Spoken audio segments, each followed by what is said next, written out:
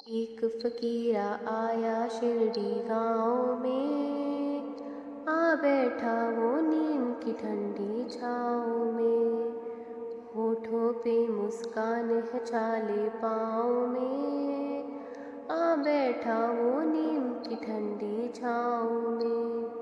कभी अल्लाह अल्लाह बोले, कभी राम नाम धुन गाए। कोई कहे संत लगता है, कोई पीर फकीर बताए। ना जाने किससे बातें करे हवाओं में, आ बैठा वो नीम की ठंडी छाँव में, ठंडी छाँव में। ओम साई राम। श्री साईं सच्चरित अध्याय 9। श्री साईं बाबा का शिरडी में पुनरागमन। बाबा को श्री साईं का संबोधन। बाबा का अन्य संतों से संपर्क। श्री साईं बाबा का शिरडी में पुनरागमन। चांद पाटिल धनाटे मुस्लिम थे। वे जिला औरंगाबाद के धूप गांव में रहा करते थे। एक बार जब वे औरंगाबाद जा रहे थे, तब मार्ग में उनकी घोड़ी कहीं गुम हो गई। वे 2 महीने तक घोड़ी को खोजते रहे, लेकिन घोड़ी कहीं नहीं मिली। आखिर वे हताश होकर जीन को पीठ पर लटकाकर औरंगाबाद लौट पड़े। वे लगभग 14 मील तक पहुंच चुके थे, तब उनकी दृष्टि आम के वृक्ष के नीचे बैठे एक फकीर पर पड़ी। वह फकीर चिलम तैयार कर रहा था। उसके सिर पर टोपी थी, शरीर पर कफनी और पास ही एक सटका रखा था। चांद पाटिल जब उस फकीर को देख रहे थे, तब फकीर ने संकेत करके उन्हें पास बुलाया। चांद पाटिल फकीर के पास गए तो जीन को पीठ पर लटके देखकर फकीर ने उनसे पूछा, यह जीन कैसे लटका रखी है?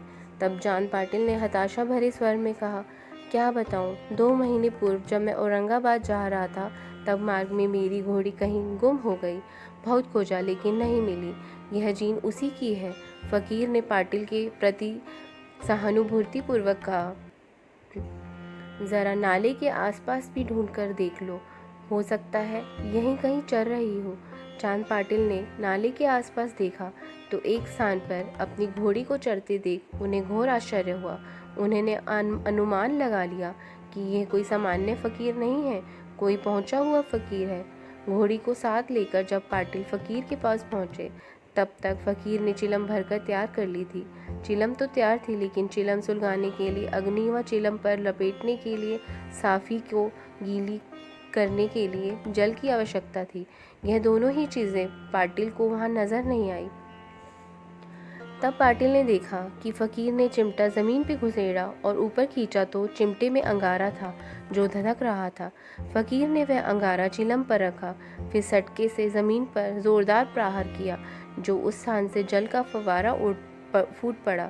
फकीर ने साफी को गीली करके चिलम पर लपेट लिया। इस तरह फकीर ने पहले स्वयं चिलम पिया और फिर पाटिल की ओर बढ़ा दी। यह जब चमत्कार देख चांद पाटिल को बड़ा आश्चर्य हुआ। फकीर के चमत्कारों से प्रभावित होकर पाटिल ने अगले दिन फकीर से अपने साथ घर चलने का आग्रह किया। फकीर ने चांद पाटिल के आग्रह को ठुकराया नहीं, बल्कि वह पाटिल के साथ उनके घर गया और कुछ समय तक वहां रहा भी। पाटिल के घर उनके साले के लड़के का विवाह होने वाला था।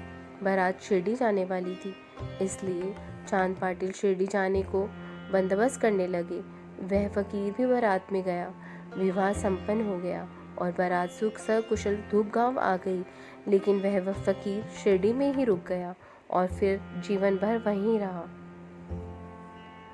बाबा को श्री साईं का संबोधन। चांद पाटिल के साले के लड़के की बारात शिरडी पहुंची तो बारात का भव्य स्वागत किया गया। बारात खंडोबा मंदिर के निकट मालसापति के खेत में एक पेड़ के नीचे ठहराई गई। बैलगाड़ियां खोलकर बैलों को खंडोबा मंदिर के सामने ही खड़ा किया गया था। फिर बाराती एक एक करके गाड़ियों से नीचे उतरे, लेकिन जब वह तरुण फकीर उतरा तो मालसापति ने उन्हें आओ साईं कह के संबोधन से फकीर का स्वागत किया।